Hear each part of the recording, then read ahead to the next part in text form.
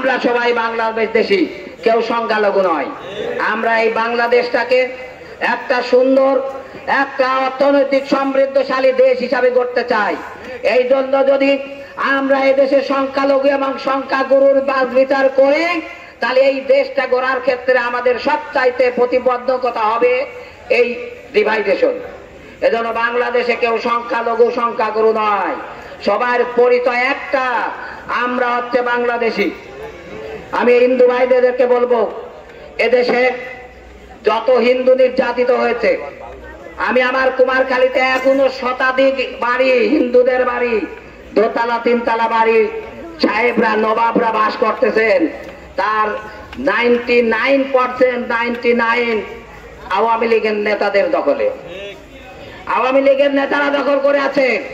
একটা বাড়িও আপনারা জামাত ইসলামী একটা বাড়ির একটা ইট দখল করেছে, ইনশাল্লাহ এরকম প্রমাণ দিতে পারবেন না। হিন্দু ভাইদের প্রতি যত নির্যাতন হয়েছে, এই 5 বছরে তার নির্যাতন করেছে আওয়ামী লীগ। জামাত ইসলামী বিএনপি তাদেরকে কোনো নির্যাতন করে নাই। কিন্তু তারা কি করছে, বিদেশের মাটিতে জামাত বিএনপিকে ঘায়েল করার জন্য তাদেরকে দেখাচ্ছে, পানির ভিতর নামায় তাদের দিয়ে প্রতিবাদ করাচ্ছে, বিভিন্ন ভাবে তাদের দিয়ে প্রতিবাদ করার চেষ্টা করতেছে।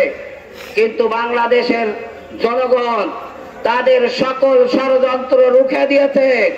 তারা বাংলাদেশের যে জায়গায় মন্দির ভাঙচুর হয়েছে, দেখা গেছে আওয়ামী লীগের কর্মী নাই কোন হিন্দু, মুসলমানই না আন্দোলন। তারা এই ষড়যন্ত্র করে কোনো পার পায় নাই। তারা ষড়যন্ত্র করেছে বিচারিক ভাবে এই সরকারকে, এই তত্ত্বাবধায়ক সরকারকে উৎখাত করার, ছাত্র জনতা সেটা রুখে দিয়েছে। আনসারদের দিয়ে এই সরকারকে উৎখাত করার ষড়যন্ত্র কয়েকদিন আগে করেছে, পিটাইয়ে গাছে তুলে দেশের জনগণ। আমরা আগামী দিনে যে কোনো ষড়যন্ত্রের বিরুদ্ধে এইভাবে তাদেরকে বাংলাদেশ ছাড়া করা হবে। কোন ষড়যন্ত্র করলে বাংলাদেশের মাটিতে আর কোন ষড়যন্ত্র করতে দেওয়া হবে না ইনশাআল্লাহ। প্রিয় দেশবাসী, আমি পরিশেষে আপনাদের যেটা বলতে চাই, যদি কেউ বাংলাদেশের সম্পদ লুণ্ঠন করে, যদি কেউ তাদের মনোনয়ন কোটি কোটি টাকায় যারা বিক্রি করে, তারা কি এদেশের উন্নয়ন চায় না ক্ষতি চায়? হ্যাঁ, যে তার দলের নেতার কাছে ঘুষ খায়, তারা জনগণকে কি দেবে? জনগণকে কিছু দেওয়ার ক্ষমতা কারণ তাদের নাই, কারণ তারা দলের নেতাদের কাছ থেকে ঘুষ খায়।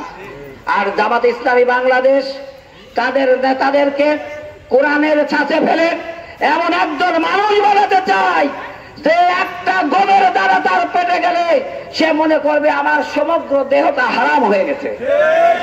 এরকম নেতাদের দিয়ে এই বাংলাদেশকে